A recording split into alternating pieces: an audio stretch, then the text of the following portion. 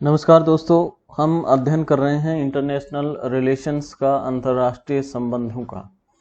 सबसे पहले जो चीज़ हम पढ़ चुके हैं वो है यथार्थवाद की अंतर्राष्ट्रीय संबंधों के अध्ययन के उपागम में यथार्थवाद की विचारधारा और उसके अनुप्रयोग, उनको हम जान चुके हैं।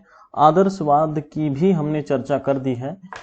आज हम जिस विषय में बात करेंगे वो होंगे आदर्शवाद के अनुप्रयोग, एप्लीकेशंस ऑफ आइडियलिज्म या लिबरलिज्म।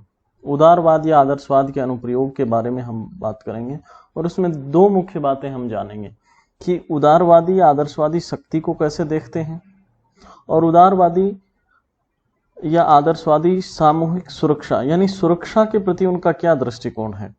इन चीज़ों को हम यथार्थवाद के साथ तुलना करते हुए भी चलेंगे कि यथार्थवादी क्या मानते थे और उस हिसाब से उदारवादी क्या मानते हैं।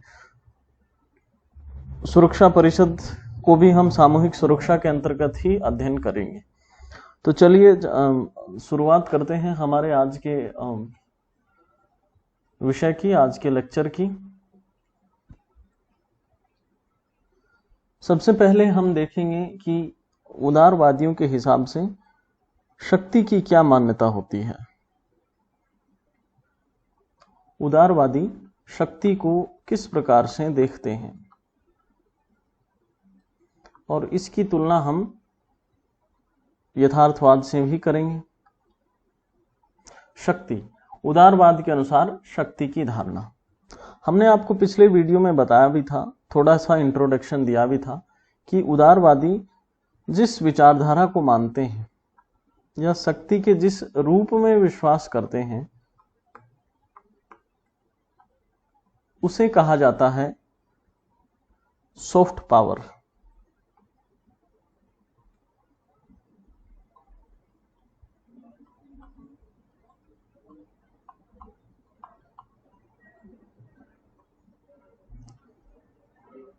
उदारवादी सॉफ्ट पावर में विश्वास करते हैं। वो ये मानते हैं कि शक्ति का जो स्वरूप है वह सिर्फ सैन्य शक्ति नहीं होती बल्कि और भी इसके रूप होते हैं। तो सॉफ्ट पावर में हमने आपको क्या बताया था? सॉफ्ट पावर में हमने आपको बताया था कि सॉफ्ट पावर में शामिल होता है किसी देश का साहित्य, वहां का साहित्य दुनिया में कितना प्रभावशाली है यह डिपेंड करता है। वहां की प्रेस या मीडिया कह सकते हैं। एजुकेशन, जिसमें कॉलेज, स्कूल इत्यादि आते हैं, कि एजुकेशन का लेवल उस देश में कितना है। खेल और फिल्म भी इसमें हम शामिल कर सकते हैं।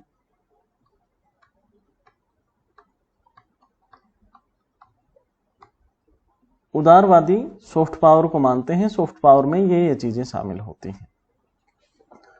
वहीं यदि हम यथार्थवादियों की बात करें तो यथार्थवादी मानते हैं हार्ड पावर। और हार्ड पावर में क्या शामिल होता है?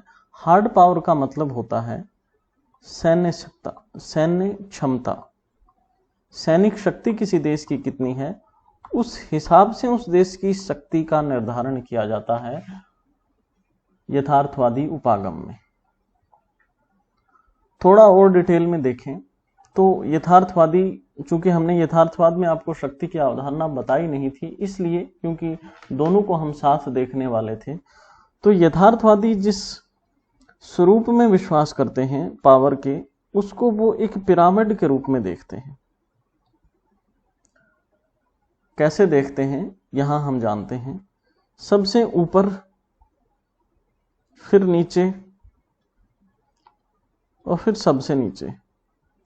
तो सबसे ऊपर इनके हिसाब से होता है सुपर पावर। चूंकि बात सैन्य क्षमता की ही कर रहे हैं, उसी हिसाब से दुनिया को कैटेगराइज कर रहे हैं या बांट रहे हैं, तो यह है सुपर पावर। फिर दूसरे नंबर पर आता है मेजर पावर, मुख्य शक्तियां। ये महाशक्ति, मुख्य शक्ति। हिंदी अनुवाद में प्रश्न पत्र में हालांकि अलग अलग शब्द इस्तेमाल हो सकता है, लेकिन पिरामिड की संरचना देखी तो सबसे ऊपर सुपर पावर, फिर मेजर पावर और फिर जो होगा रीजनल पावर्स या क्षेत्रीय शक्तियां। उदाहरण के स्वरूप में यदि हम देखें तो सुपर पावर के रूप में यूएसए, मेजर पावर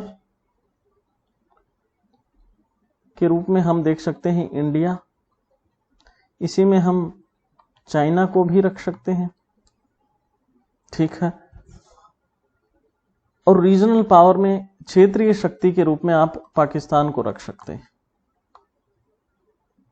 पाकिस्तान का प्रभाव दक्षिण एशिया में भारत को परेशान करने तक है, इससे आगे उसका कोई प्रभाव नहीं है। भारत क्षेत्र में ज्यादा प्रभाव है, लेकिन वैश्विक स्तर पर भी चीजों को प्रभावित करने की क्षमता रखता है भारत भी और चीन भी। भारत से बाहर, भारत के क्षेत्र से बाहर भी कुछ क्षेत्रों में भारत के सैन्य अड्डे बनना शुरू हो गए हैं और भारत को हम एक मेजर पावर मान सकते हैं। सुपर पावर दुनिया के हर क्षेत्र में, दुनिया का कोई ऐसा क्षेत्र नहीं है जहां अमेरिका की सेना नहीं है।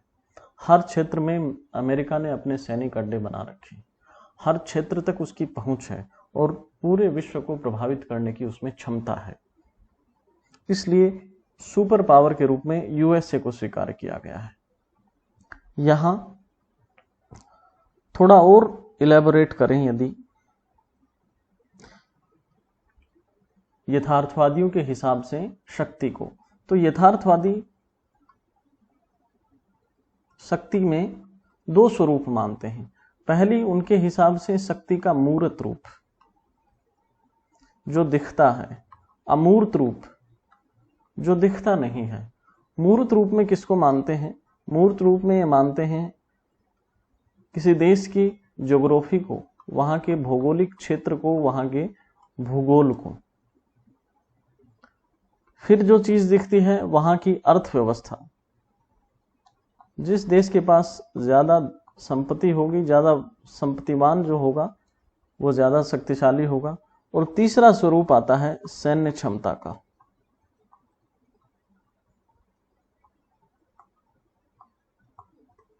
ये तीन चीजें यथार्थवादी रखते हैं शक्ति के मूर्त स्वरूप में।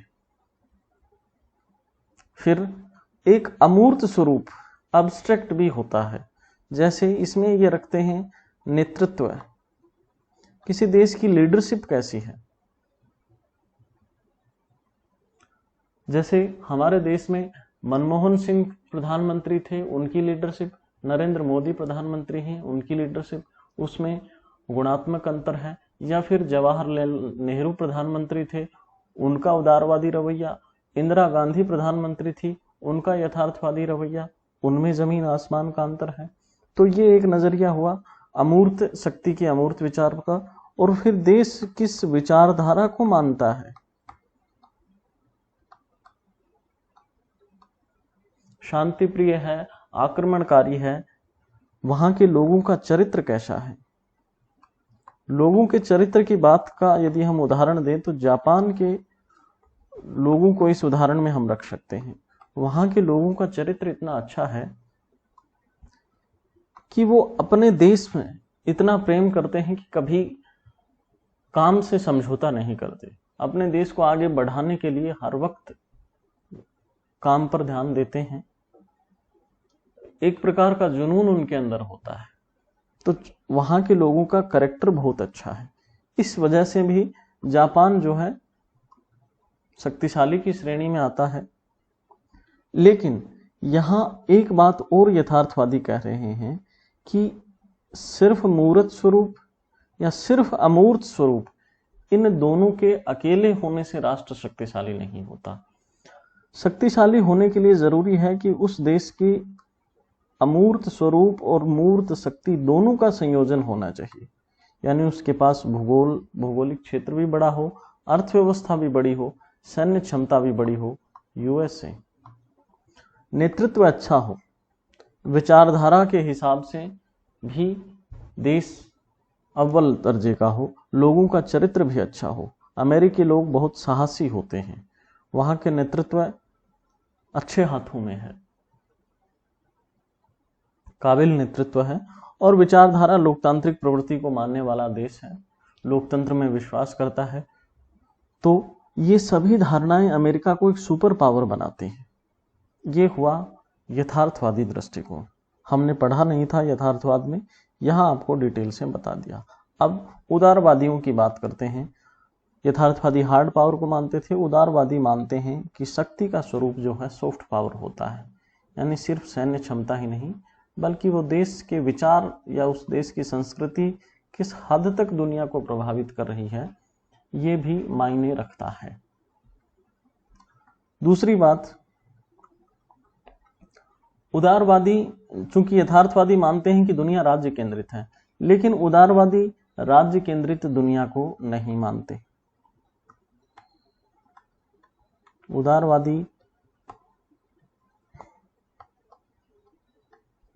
राज्य केंद्रित विश्व नहीं मानते हैं। अच्छा, इससे क्या होगा? इसका मतलब शक्ति सिर्फ राज्य में ही नहीं है।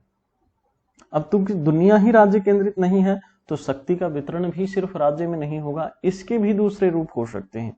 दूसरे रूप क्या हो सकते हैं? यहां फिर वो जिक्र करते हैं गैर राष्ट्रीयकर्ताओं का, नॉन स्टेट एक्टर्स का।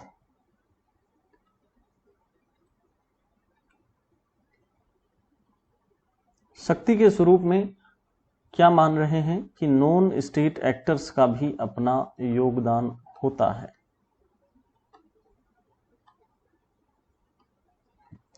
गैर राष्ट्रीयकर्ता, गैर राष्ट्रीयकर्ता में फिर किसको शामिल करते हैं? हमने आपको बताया भी था, फिर दोबारा बताते हैं।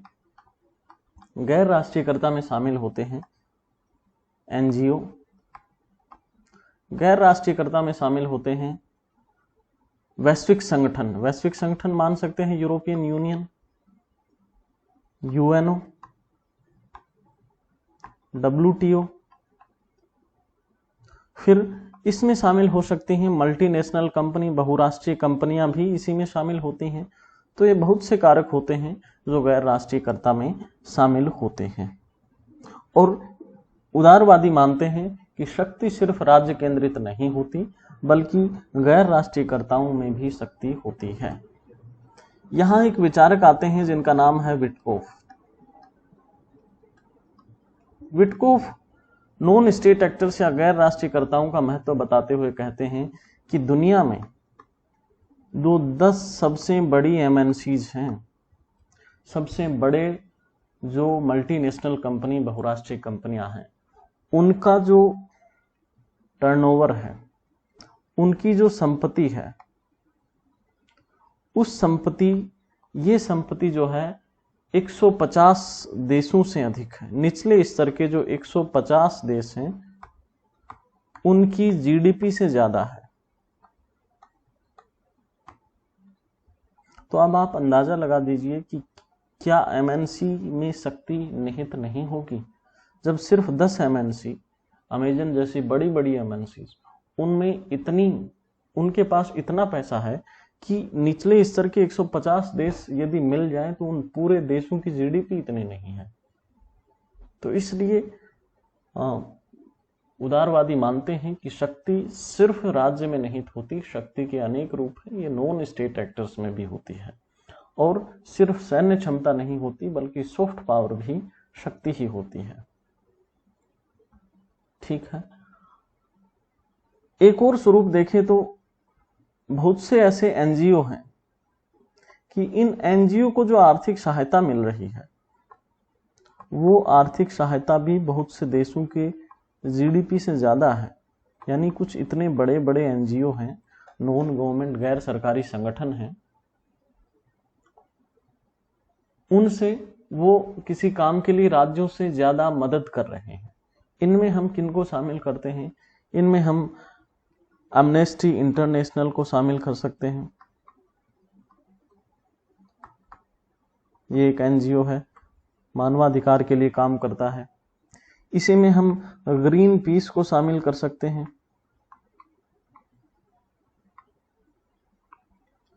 इसी में हम Bill Gates, Melinda Gates foundation को शामिल कर सकते हैं, फोर्ड फाउंडेशन को शामिल कर सकते हैं। ऐसे बहुत से एनजीओ हैं जो बहुत आर्थिक सहायता देते हैं, देशों से ज्यादा आर्थिक सहायता देते हैं, तो इनके रोल को हम दरकिनार नहीं कर सकते। यही उदारवादियों की मान्यता है। तो हमने देखा, तुलना भी की कि उदारवादी और यथार्थवाद में शक्ति की क्या मान्यता है, हार्ड पावर, सॉफ्ट पावर। यथार्थवादियों के हिसाब से शक्ति का जो पिरामिडीय स्वरूप है उसको भी देखा, इसको भी देखा, और मूर्त अमूर्त अवधारणाओं को देखा। तो ये हुआ शक्ति की अवधारणा यथार्थवाद में भी और उदारवाद में भी। इससे अगली बात पे चलते हैं और देखते हैं कि उदारवाद में शक्ति की क्या, सुरक्षा की क्या अवधारणा है। सिक्योरिटी को यथार्थ उदारवादी किस प्रकार से देखते हैं।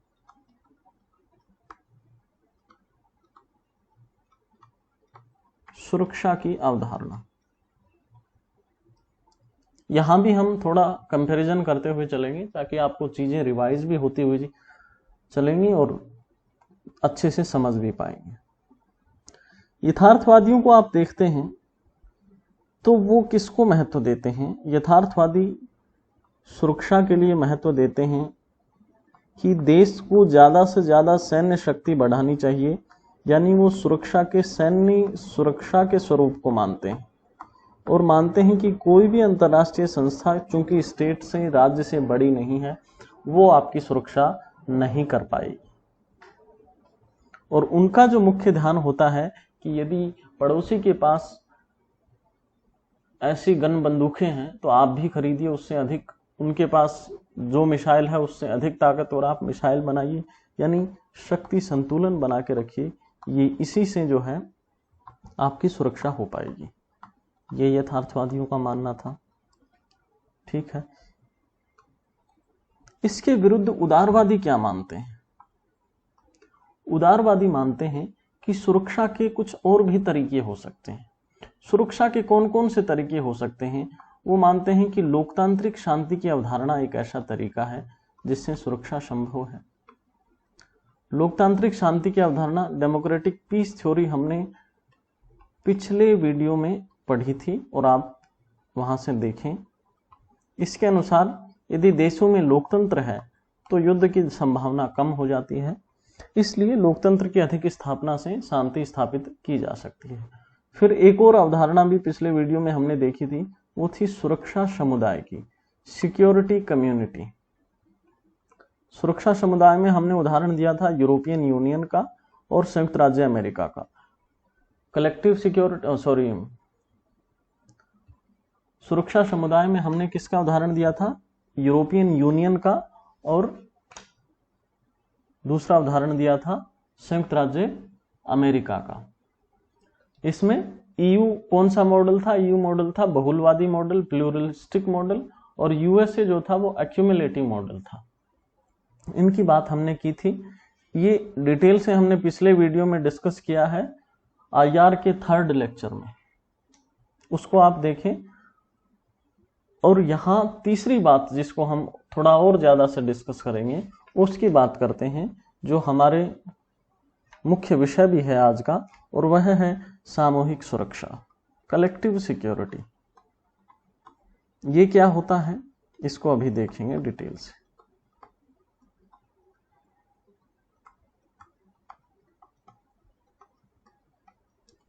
सामूहिक सुरक्षा, सामूहिक सुरक्षा का मतलब है यूएनओ। यदि हम मूर्त स्वरूप देखें तो कैसे है यूएनओ, कलेक्टिव सिक्योरिटी का पर्याय कैसे है। यूएनओ जिन चीजों पर आधारित है, यूएनओ प्रतिबद्ध है प्रत्येक देश की संप्रभुता की रक्षा के लिए।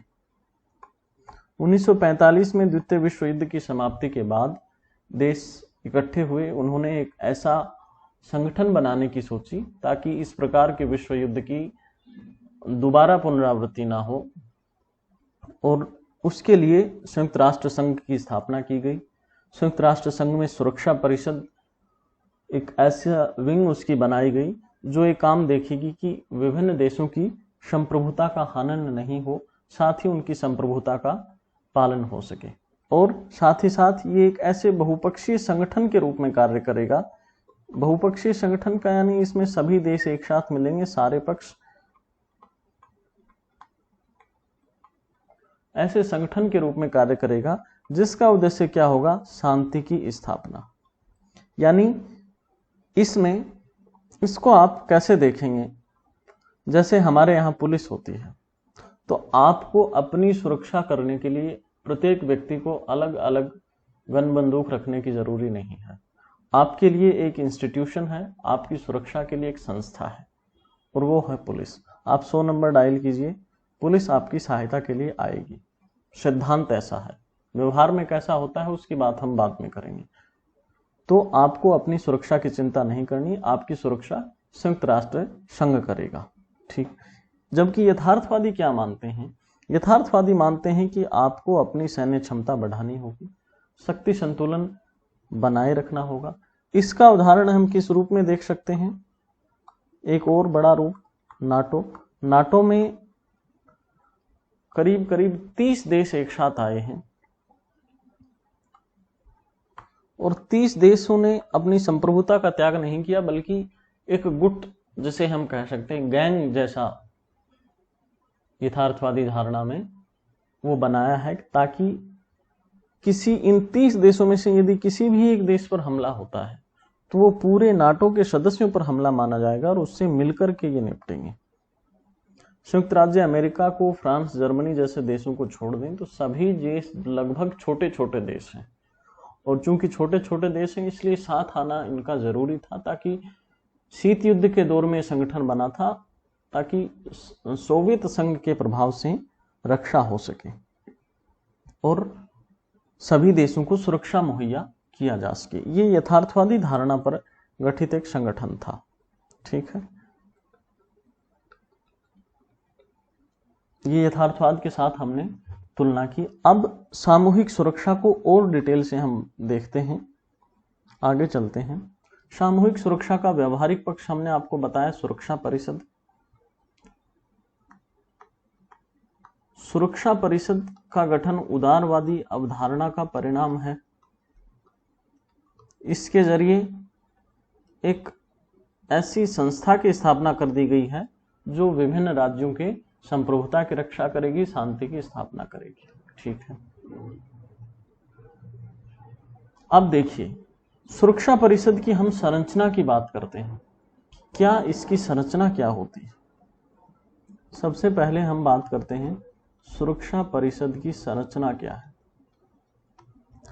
तो सुरक्षा परिषद में 2 प्रकार के देश हैं, 2 प्रकार के सदस्य हैं। पहले स्थायी सदस्य और दूसरे हैं अस्थायी सदस्य। स्थायी सदस्यों की संख्या 5 है, अस्थायी सदस्यों की संख्या 10 है। स्थायी सदस्य में कौन कौन से देश हैं, इसमें है अमेरिका, इसमें है चीन, रूस, फ्रांस और ब्रिटेन। अस्थायी सदस्य देश 2 साल के लिए चुने जाते हैं, ठीक है।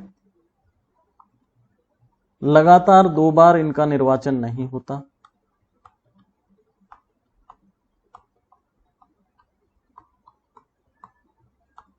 यानी यदि 2018 से 2020 तक कोई देश सदस्य है तो वह 2020 से 2022 के कार्यकाल के लिए सदस्य नहीं चुनाएगा। ये आपको याद दिला दें कि अभी हाल ही में भारत को भी सुरक्षा परिषद का अस्थायी सदस्य चुना गया है, जून के आसपास की शायद बात है। भारत को अस्थायी सदस्य 2022 तक के लिए चुना गया है। ये हुई बात संरचना की। अब यहाँ काम कैसे होता है, तो सुरक्षा परिषद में कोई भी प्रस्ताव पास होने के लिए, ये 15 सदस्य हैं टोटल, 15 सदस्यों में से यदि आप चाहते हैं कि कोई प्रस्ताव पारित हो जाए,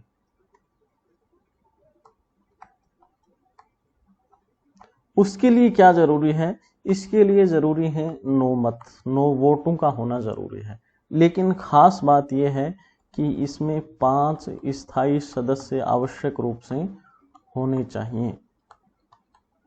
इन 10 में से यदि 4 होंगे तो भी चलेगा, लेकिन ये 5 सदस्य अवश्य होने चाहिए।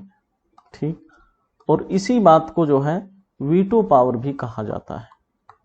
यानी यदि एक भी देश सहमत नहीं है 5 स्थायी सदस्यों में से, तो वह प्रस्ताव पारित नहीं हो पाएगा। इसको इस उदाहरण से देखें कि जब मसूद अजहर को आतंकवादी घोषित करने के लिए भारत प्रस्ताव लेके आया था अमेरिका, ब्रिटेन जैसे देशों की सहायता से, तो चीन ने, अकेला चीन ऐसा देश था जो लंबे समय तक विरोध करता रहा। चूंकि चीन स्थायी सदस्य है, इसलिए यह प्रस्ताव पारित नहीं हो पाया था। ठीक है, तो ये इस प्रकार काम करती है सुरक्षा परिषद। ठीक, अब सुरक्षा परिषद का मकसद क्या है? सुरक्षा परिषद का उद्देश्य, यूएन का उद्देश्य कह दें या सुरक्षा परिषद का उद्देश्य कह दें, तो इसका काम क्या है? इसका काम है, पहला, दुनिया में ये शांति बना के रखेगा।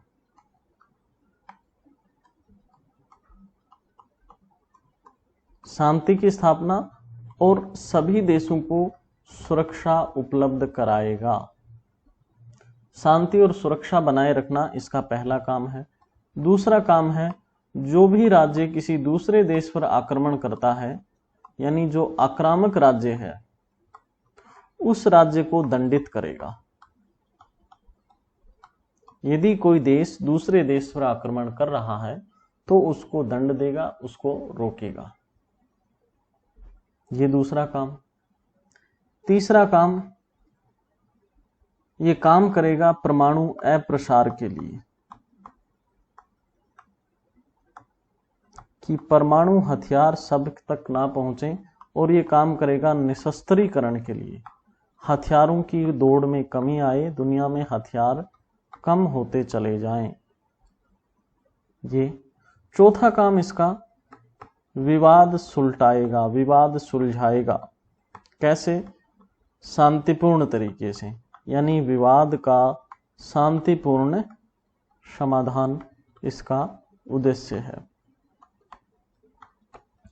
सिद्धांत की बात, व्यवहार में हमने देखा क्या होता है। रूस ने क्रीमिया पर आक्रमण किया, रूस ने यूक्रेन पर आक्रमण किया, क्रीमिया छीन लिया, सुरक्षा परिषद ने कुछ नहीं किया।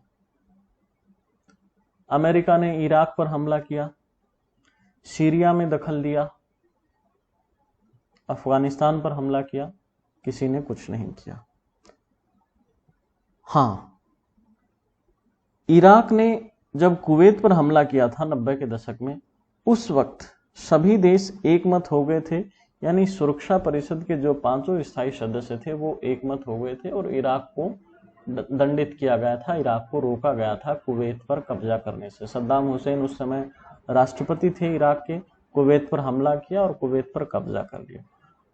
अमेरिकी सेना ने या सुरक्षा परिषद, संयुक्त राष्ट्र संघ की सेना ने आकर के उसको रोका और कुवैत को मुक्त कराया।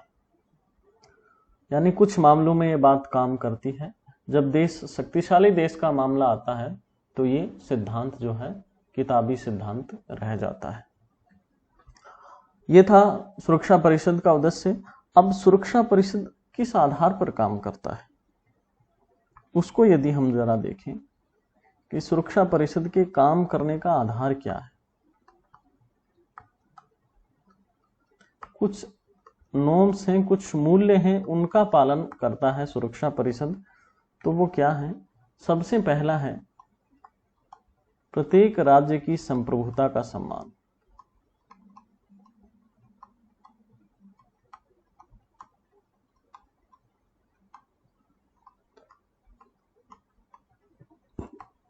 संप्रभुता हम राजनीतिक सिद्धांत में अलग से पढ़ेंगे, यहां हम आपको बता देते हैं। संप्रभुता का मतलब है कि किसी देश के आंतरिक मामलों में, बाह्य मामलों में हस्तक्षेप नहीं करना, जब तक कि संयुक्त राष्ट्र संघ के सिद्धांत के अनुसार जब तक हस्तक्षेप नहीं होगा, जब तक वह दूसरे देश पर आक्रमण नहीं कर रहा है, यानी एक आक्रमणकारी राज्य नहीं है, तब तक उस देश पर संयुक्त राष्ट्र संघ की ओर से कोई भी हमला नहीं किया जाएगा, कोई भी हस्तक्षेप यूएन की तरफ से नहीं होगा। दूसरा सिद्धांत इसी का सप्लीमेंट्री है, क्योंकि संप्रभुता का सम्मान करने का मतलब है अहस्तक्षेप।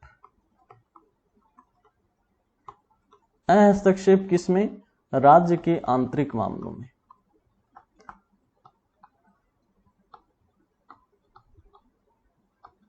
सऊदी अरब अपने नागरिकों के साथ किस प्रकार व्यवहार करता है, इससे संयुक्त राष्ट्र संघ को कोई मतलब नहीं है।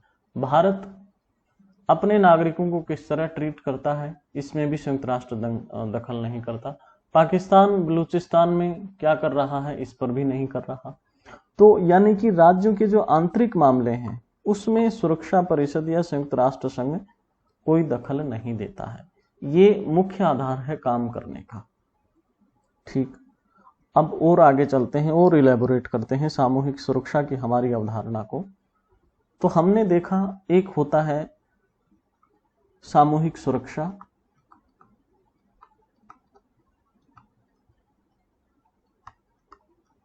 उदारवादी मान्यता है कि एक ऐसा वैश्विक संगठन बना दिया जाए जो सभी की सुरक्षा करे। एक दूसरी अवधारणा यथार्थवादी अवधारणा है, वो क्या है?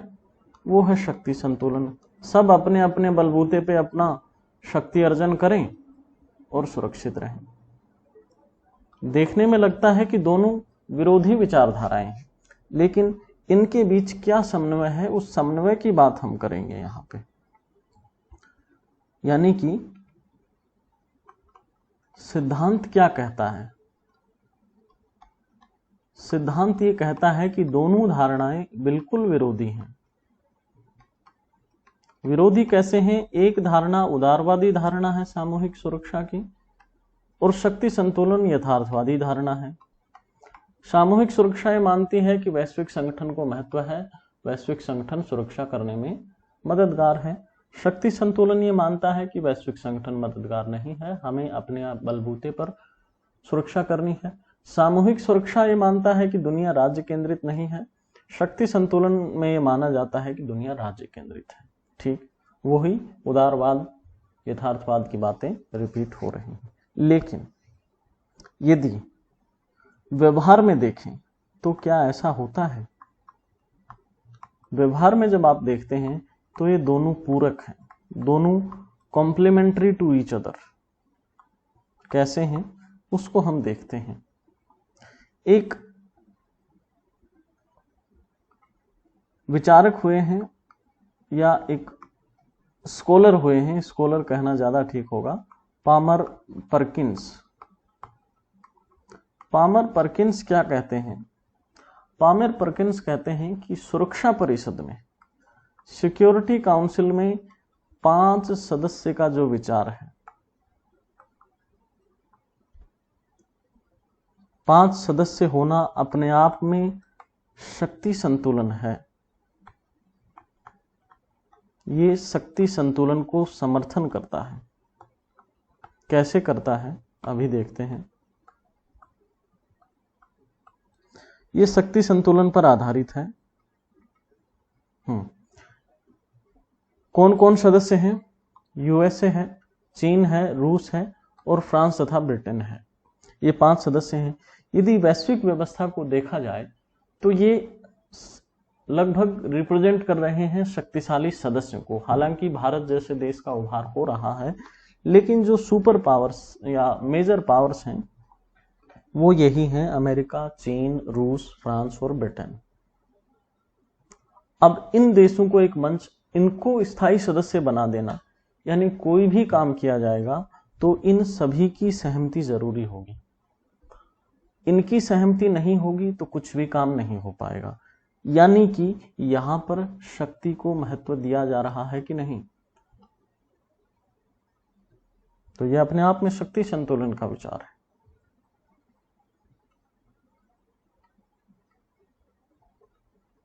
फिर आगे पामर परकिंस कहते हैं कि यदि सिक्योरिटी काउंसिल में शक्तिशाली सदस्य नहीं होते, यदि सिक्योरिटी काउंसिल में स्थायी सदस्य नहीं होते तो इनके बिना, स्थायी सदस्य के बिना दुनिया में शांति संभव नहीं थी। कैसे संभव नहीं थी? यानी कि मान लीजिए ये सदस्य शक्तिशाली नहीं होते और स्थायी सदस्य बना दिया जाता एक नेपाल को, एक भूटान को, एक म्यांमार को, श्रीलंका को और किसी और देश को, मान लो कि बुरुंडी को बना दिया जाता, तो क्या कोई ऐसा वैश्विक मुद्दा होता जैसे ईरान परमाणु बम बना रहा है या नॉर्थ कोरिया परमाणु बम बना रहा है, तो क्या ये देश रोक पाने में सक्षम थे?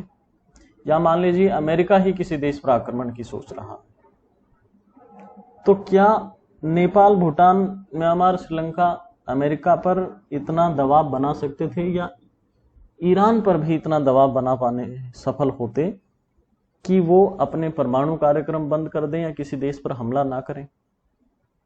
अब चूंकि महाशक्तियां मिली हुई हैं तो फिर ये दबाव काम करता है, सुरक्षा परिषद अपने अहमियत रखती है। इसी को थोड़ा और पीछे ले जाकर के देखें, शीत युद्ध के दौर में, और मान लें कि स्थायी सदस्य की अवधारणा होती ही नहीं, हर सदस्य का अपना वोट होता और जो बहुमत के आधार पर निर्धारित होता वैसा निर्णय हो जाता, तो सभी सदस्य, मान लीजिए अमेरिका बहुमत से यह प्रस्ताव पारित करने में सफल हो जाता कि रूस पर या यूएसएसआर पर हमला किया जाएगा, उसे नेस्तनाबूद किया जाएगा। कुछ सदस्य रूस के भी पक्ष में थे लेकिन बहुमत मान लीजिए अमेरिका का होता, तो क्या यह संभव हो पाता? दुनिया में शांति और सुरक्षा रह पाती? अब चूंकि उस सुरक्षा परिषद में रूस को भी वीटो पावर थी, तो इस प्रकार का कोई भी प्रस्ताव पारित नहीं हो पाया। रूस के खिलाफ कोई प्रस्ताव, महाशक्ति के खिलाफ कोई प्रस्ताव पारित नहीं हो पाया। महाशक्तियों में जो संघर्ष हो सकता था वह टल गया और टल रहा है सुरक्षा परिषद की वजह से ही, ऐसा हम मान सकते हैं। एकमात्र कारण यदि नहीं है तो एक यह भी कारण है कि सुरक्षा परिषद भी सफल हुई है सुरक्षा और शांति बनाए रखने में, ठीक है, इसके स्थायी सदस्य की अवधारणा से। अब क्या पामर पर्किंस जो है सिर्फ इसके अलावा, सुरक्षा परिषद के अलावा, वो शक्ति संतुलन के और भी उदाहरण देते हैं कि सामूहिक सुरक्षा में शक्ति संतुलन में किस प्रकार समन्वय है, क्योंकि यहां तो ये मान ही रहे हैं कि सुरक्षा परिषद में स्थायी सदस्य होना ही शक्ति संतुलन है। इसके अलावा यानी सुरक्षा परिषद की संरचना के अलावा और भी कुछ विशेषताएं बताते हैं। और कौन कौन सी विशेषताएं बताते हैं? अगली विशेषता वो बताते हैं कि संयुक्त राष्ट्र संघ के चार्टर में जो अनुच्छेद 51 है, संयुक्त राष्ट्र संघ का चार्टर, उसमें अनुच्छेद 51 में क्या लिखा गया है कि प्रत्येक देश को आत्मरक्षा का अधिकार होगा। यानी कि यदि आप पर रास्ते चलते कोई हमला कर रहा है तो आपके लिए जरूरी नहीं है कि आप 100 नंबर ही डायल करो। आप उस समय तत्काल अपनी जेब से कोई चाकू से वार कर सकते हो, अपनी सुरक्षा में लात घूंसे चला सकते हो, ऐसा भी प्रावधान यूएन में है। यानी इसे आत्मरक्षा का अधिकार हो गया, कहा गया आत्मरक्षा का अधिकार, ठीक है। ये भी शक्ति संतुलन की ही बात करता है। यानी कोई देश समर्थ होगा तभी तो आत्मरक्षा कर पाएगा, जब वह समर्थ ही नहीं है, सक्षम ही नहीं है, तो कैसे आत्मरक्षा कर पाएगा? समर्थ बनने के लिए शक्ति अर्जन, और शक्ति अर्जन यानी शक्ति संतुलन। फिर आगे कौन सी ऐसी विशेषता है जो शक्ति संतुलन को दर्शाती है? तो यहाँ पामर पर्किंस एक और बात बताते हैं।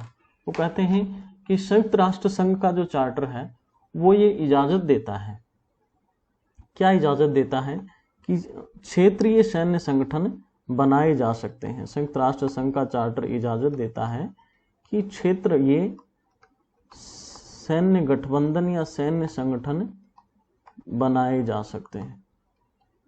और क्षेत्रीय सैन्य संगठन का जब हमने नाम लिया तो सबसे पहला उदाहरण जो सामने आता है NATO, SEATO, Warsaw Pact, NATO अभी ज़्यादा चर्चा में है, ज़्यादा प्रभावशाली है, तो नाटो की बात करते हैं। नाटो जैसे सैनिक संगठन, हमने पढ़ा था कि ये तो यथार्थवादी धारणा पर आधारित है, क्योंकि ये शक्ति संतुलन की बात करता है। शक्ति संतुलन की बात के लिए ही इसकी स्थापना हुई थी, ताकि यूएसएसआर और उसके जो सहयोगी राष्ट्र हैं उनको संतुलित किया जा सके, और इसकी भी इजाजत यूएन दे रहा है। यूएन कह रहा है कि आप क्षेत्रीय सैन्य संगठन का निर्माण कर सकते हैं। तो ये भी एक समन्वय की बात है, शक्ति संतुलन और सामूहिक सुरक्षा में, यानी आत्मरक्षा का अधिकार भी देता है, क्षेत्रीय सैन्य संगठन की भी बात करता है, और शक्ति को महत्व देते हुए 5 स्थायी सदस्यों की भी बात करता है। तो सिद्धांत में यथार्थवाद और आदर्शवाद अलग होते हुए भी संयुक्त राष्ट्र संघ में सुरक्षा परिषद की संरचना में और संयुक्त राष्ट्र संघ के चार्टर में हमें दिखाई देता है कि दोनों का समन्वय है। अब सुरक्षा परिषद की क्या भूमिका है, वो किस प्रकार से देशों की रक्षा करता है, सामूहिक सुरक्षा किस प्रकार से कायम करता है, तो हम देख लेते हैं सिक्योरिटी काउंसिल की भूमिका, उसका रोल क्या है, रोल ऑफ सिक्योरिटी काउंसिल। मान लीजिए यदि कोई देश दूसरे देश पर आक्रमण कर रहा है, करना चाह रहा है, इस प्रकार की उसकी मंशा है, तो सिक्योरिटी काउंसिल क्या करेगा कि उस पर सबसे पहले लगाएगा आर्थिक प्रतिबंध। आर्थिक प्रतिबंध यूएन द्वारा लगाया जाना अपने आप में बहुत बड़ी बात होती है। कोई एक देश लगा दे, अमेरिका लगा दे, उससे बड़ा फर्क नहीं पड़ता, किसी दूसरे देश, रूस के साथ व्यापार संभव होता है। यूएन आर्थिक प्रतिबंध लगाता है, इसका मतलब है कि इसमें पांचों महाशक्तियों की सहमति है और भी अन्य देशों की सहमति है। तो उस देश के लिए ये मुश्किल हो जाता है, विदेशी व्यापार कर पाना मुश्किल क्या, लगभग असंभव हो जाता है। आर्थिक प्रतिबंध एक तरीके से आप हुक्का पानी बंद करने वाली बात कह सकते हैं। किसी के साथ कोई व्यापार नहीं कर पाएंगे, किसी के साथ भी जो है लेन देन नहीं हो पाएगा। आपके जो प्रतिभाएं हैं देश के, चाहे वो खेल की प्रतिभाएं हों, वैज्ञानिक हों, छात्र हों, कोई भी दूसरे देश में नहीं आ जा पाएंगे। देश की इकोनॉमी की रीढ़ टूट जाएगी, उसकी कमर टूट जाएगी और देश जो है कोलैप्स होने के कगार पर पहुंच जाएगा। आर्थिक प्रतिबंध अपने आप में इतना प्रभावशाली होता है। लेकिन कभी कभार ऐसा होता है कि वैसे सैद्धांतिक रूप से तो महाशक्तियां सहमति दे देती हैं, प्रतिबंध लगा दिए जाते हैं, लेकिन व्यवहार में जो है वो गुपचुप रास्ते से उसकी मदद करते रहते हैं। इससे हम देख सकते हैं नॉर्थ कोरिया का एग्जाम्पल। उत्तरी कोरिया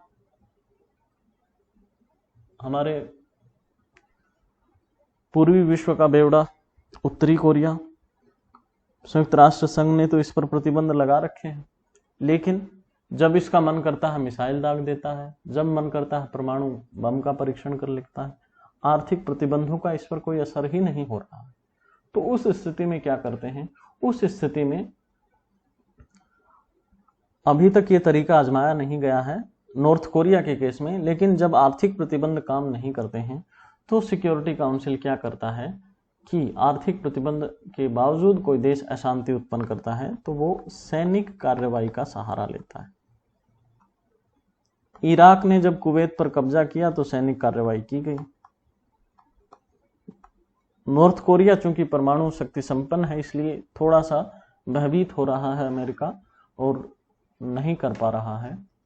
लेकिन इसका उदाहरण हमने इराक में देखा। इराक ने जब कुवैत पर कब्जा किया तो सिक्योरिटी काउंसिल की ये भूमिका भी हमने देखी थी। अब यहाँ कुछ कमेंटेटर जैसे विटकोफ क्या कहते हैं सिक्योरिटी काउंसिल की भूमिका के बारे में, या यूएनओ की भूमिका के बारे में, या वीटो के बारे में। तो विटकोफ कहते हैं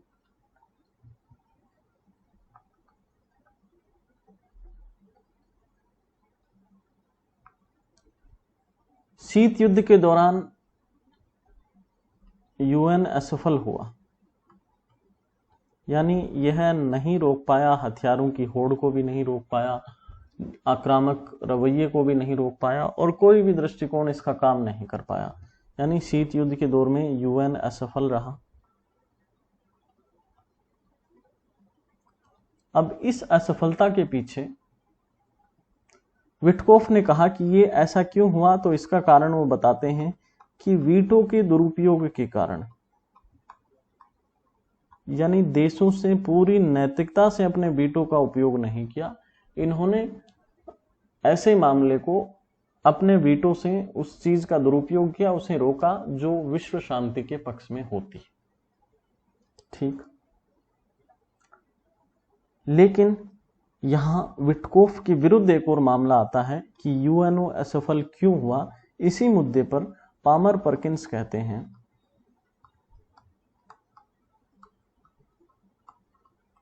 पामर परकिंस क्या कहते हैं कि यूएनओ असफल हुआ, इसका कारण वीटो नहीं था। तो इसका कारण क्या था? इसका कारण वो बताते हैं कि शक्ति राजनीति, पावर पॉलिटिक्स। शक्ति राजनीति, महाशक्ति कौन था उस समय? यूएस और यूएसएसआर। महाशक्तियों के बीच शक्ति की जो होड़ मची थी, उसकी वजह से ही यूएन जो है इनको रोकने में असफल हुआ। यानी ना वो युद्ध रोकने में सफल हुआ, ना लोकतंत्र स्थापना में। शीत युद्ध का ऐसा दौर था जब यूएन जो है मुख्य तौर पर सफल नहीं हुआ। तो ये दो कारण बताए पामर परकिंस ने, विटकोफ ने। हमने क्या देखा? हमने देखा कि सिक्योरिटी काउंसिल की भूमिका कैसे काम करता है, आर्थिक प्रतिबंध लगाता है, सैनिक कार्रवाई करता है। विफल क्यों हुआ शीत युद्ध में, उसके ऊपर विटकोफ का दृष्टिकोण और पामर परकिंस का दृष्टिकोण। आगे चलते हैं कि शीत युद्ध के बाद के दौर में क्या सिक्योरिटी काउंसिल की कुछ भूमिका बदल गई है क्या? तो इस दौर की यदि शीत युद्ध के बाद की बात करें, यानी सिक्योरिटी काउंसिल की बदली हुई भूमिका की बात करें, तो इसमें क्या आता है उसकी चर्चा भी हम कर लेते हैं। सिक्योरिटी काउंसिल की बदली हुई भूमिका कैसे बदल गई है? बार बार स्कॉलर्स के नाम आ रहे हैं, इनको वैसे तो याद भी रखना जरूरी होता है, लेकिन आप भी यदि बार बार देखते रहेंगे तो आपको याद हो जाएंगे। दो स्कॉलर हैं, बेलिस और स्मिथ। बेलिस और स्मिथ। अब किसी स्कॉलर का नाम, चूंकि बातें तो वही हैं, अब उनको आप चाहे तो बिना स्कॉलर के दृष्टिकोण से देख लीजिए या स्कॉलर के दृष्टिकोण से। स्कॉलर के दृष्टिकोण से हम पढ़ते हैं तो उस चीज की प्रामाणिकता बढ़ जाती है, क्योंकि हम स्वयं इतने बड़े विद्वान नहीं हैं कि हमारा मत कोई मायने रखता है। मायने रखते हैं जिन बड़े विद्वानों ने कुछ बातें कही हैं, इसलिए उनका रेफरेंस भी साथ लेते हुए चलना चाहिए। तो बेलिस और स्मिथ यूएनओ की नवीन भूमिका, संयुक्त राष्ट्र संघ या सुरक्षा परिषद की नई भूमिका के बारे में क्या कहते हैं कि ये कह रहे हैं कि इस बदले हुए दौर में सिक्योरिटी काउंसिल का रोल थोड़ा बदल गया है। क्या बदल गया है? वो कह रहा है कि पहले सिद्धांत था कि सुरक्षा परिषद देश के आंतरिक मामलों में हस्तक्षेप नहीं करेगा, लेकिन अब क्या हो रहा है कि सुरक्षा परिषद आंतरिक मामलों में भी हस्तक्षेप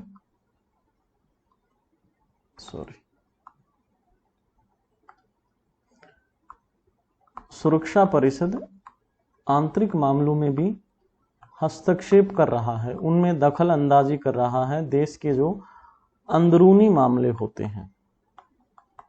ठीक है, किस नाम पर? इसके लिए कारण क्या बताते हैं? यूएनओ या सिक्योरिटी काउंसिल कहती है कि मानवाधिकार के उल्लंघन पर वो हस्तक्षेप कर रहे हैं, बेलिस एंड स्मिथ के अनुसार। और ज्यादा, अब इसका कारण क्या हुआ, क्यों ऐसा हुआ है?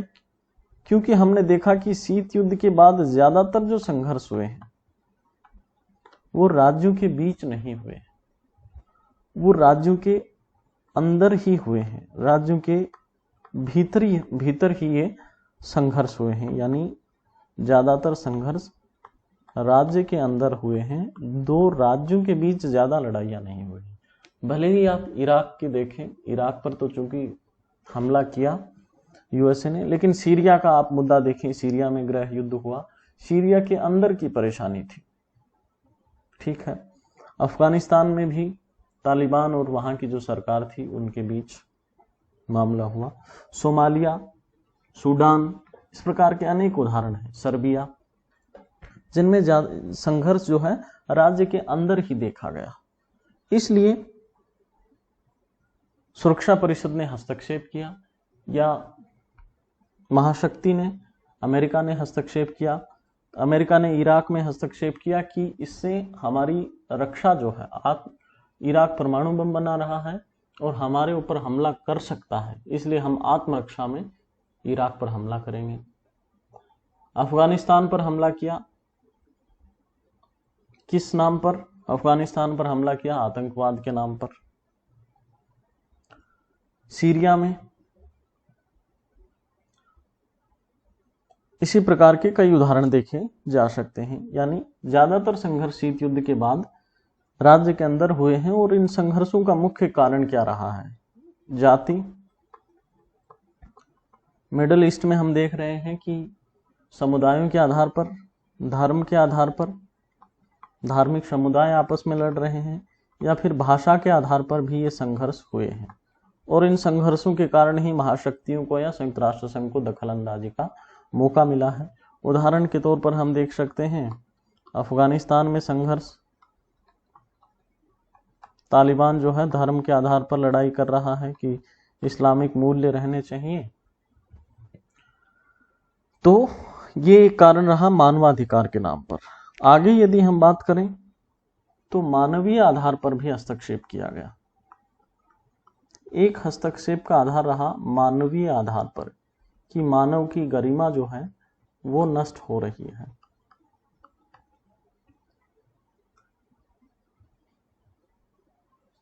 और विटकोफ यहां कह रहे हैं कि जो संयुक्त राष्ट्र संघ की बदली हुई भूमिका है, उस बदली हुई भूमिका को हम देख सकते हैं एजेंडा ऑफ पीस के रूप में। यानी संयुक्त राष्ट्र संघ किसी भी रूप में, भले ही देश के अंदर हो या बाहर हो, शांति स्थापना के लिए काम करेगा। ये दिया गया सिद्धांत 1992 में। 1992 को एक साल के रूप में ना देखें, इसको शीत युद्ध की समाप्ति के बाद की घटना देखें। Agenda of peace. Agenda of peace में क्या शामिल होता है? एजेंडा ऑफ पीस में शामिल होता है पहली बात पीस कीपिंग।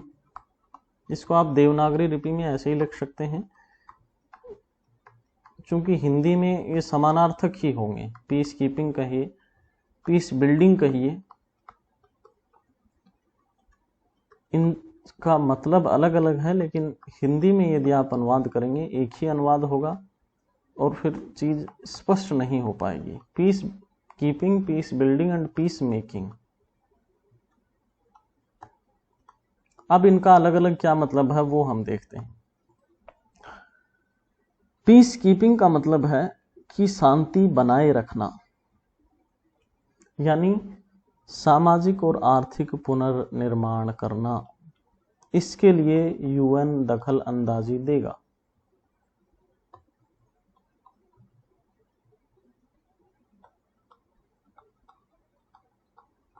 किसी देश में सामाजिक आर्थिक पुनर्निर्माण हो रहा है तो पीस कीपिंग के नाम पर यूएन दखल अंदाजी कर सकता है। फिर अगला आता है पीस बिल्डिंग। पीस बिल्डिंग का मतलब है युद्ध के बाद शांति की बहाली।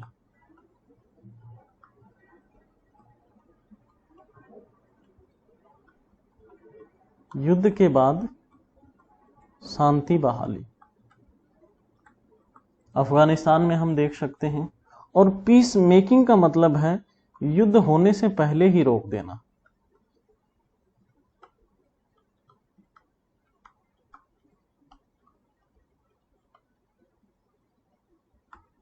युद्ध होने से पहले रोक देना। तो ये यूएन का एजेंडा ऑफ पीस था। पीस कीपिंग, पीस बिल्डिंग और पीस मेकिंग, तीनों के अलग अलग मतलब हुए।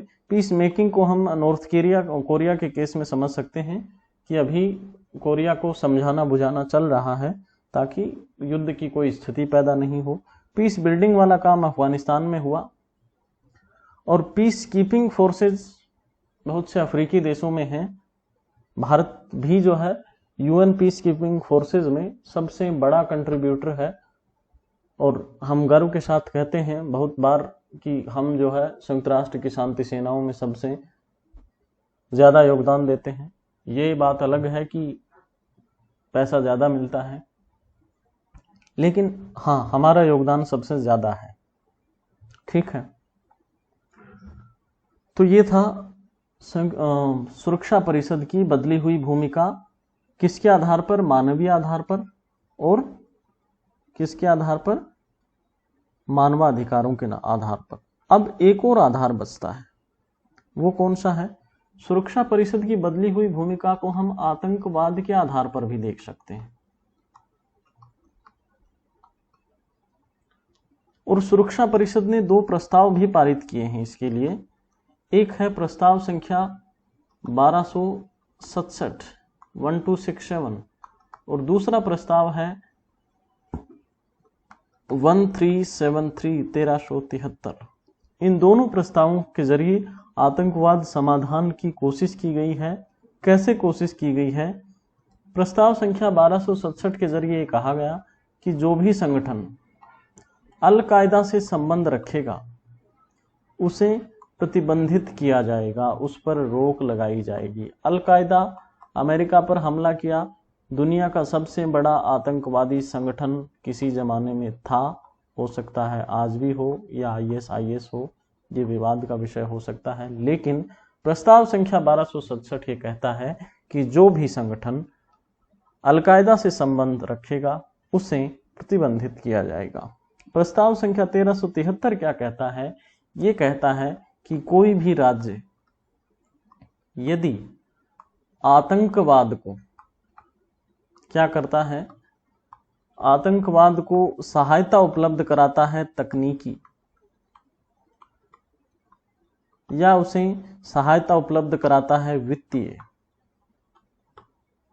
तकनीकी या वित्तीय मदद देता है, तो उस देश को प्रतिबंधित किया जाएगा। यानी देशों के ऊपर यह प्रस्ताव प्रतिबंध लगाता है कि कोई भी राज्य आतंकवाद के लिए तकनीकी या वित्तीय सहायता उपलब्ध नहीं कराएगा। ये आतंकवाद के बारे में सिक्योरिटी काउंसिल के प्रस्ताव हैं। लेकिन विडंबना की बात क्या है? आतंकवाद के बारे में ये प्रस्ताव पारित होने के बावजूद आज तक यूएन सिक्योरिटी काउंसिल ने, यूएन ने आतंकवाद की परिभाषा नहीं दी है। आतंकवाद की परिभाषा नहीं दी है, इसलिए कोई सार्वभौमिक आतंकवादी किसी को कहना संभव नहीं हो पाया। यानी जो भारत में आतंकवादी हैं वो पाकिस्तान में स्वतंत्रता सेनानी हैं। पाकिस्तान अलग लोगों को आतंकवादी मानता है। पाकिस्तान आतंकवादी मानता है बलूचिस्तान के लोगों को, जहां मानवाधिकारों का हनन हो रहा है और उसके विरुद्ध लोग आवाज उठा रहे हैं, उन लोगों को पाकिस्तान आतंकवादी मानता है। पाकिस्तान आतंकवादी मानता है तालिबान के उस धड़े को जो पाकिस्तान के खिलाफ कार्रवाई करता है। पाकिस्तान आतंकवादी नहीं मानता लश्कर-ए-तैयबा को, जो कश्मीर में अशांति उत्पन्न करता है, जैसे मोहम्मद को, हिजबुल मुजाहिदीन को, तालिबान का वो संगठन, वो धड़ा जो अफगानिस्तान में अशांति उत्पन्न करता है, उसके पाकिस्तान के साथ अच्छे संबंध हैं। तो एक यूनिवर्सल डेफिनेशन नहीं है, सार्वभौमिक परिभाषा नहीं है। आतंकवादी किसे कहा जाएगा ये स्पष्ट नहीं है। इसलिए यूएन का जो दृष्टिकोण है आतंकवाद पर, यह ज्यादा कारगर नहीं हो पाया है। प्रस्ताव पारित कर दिए हैं लेकिन दुनिया से आतंकवाद हम हटा नहीं पाए हैं। देखते हैं आगे क्या होता है, क्या यूएन अपने मकसद में सफल हो पाता है। हमारा काम है यथा स्थिति का वर्णन और सिद्धांतों के आधार पर उसको समझना। तो ये सिक्योरिटी काउंसिल के जरिए हमने सामूहिक सुरक्षा का विचार देखा। हमने देखा कि उदारवाद और यथार्थवाद में शक्ति की धारणा क्या है। हम अगले वीडियो में एक नए टॉपिक के साथ दोबारा मिलेंगे। तब तक के लिए बहुत बहुत धन्यवाद। खुश रहिए, मस्त रहिए। ओके।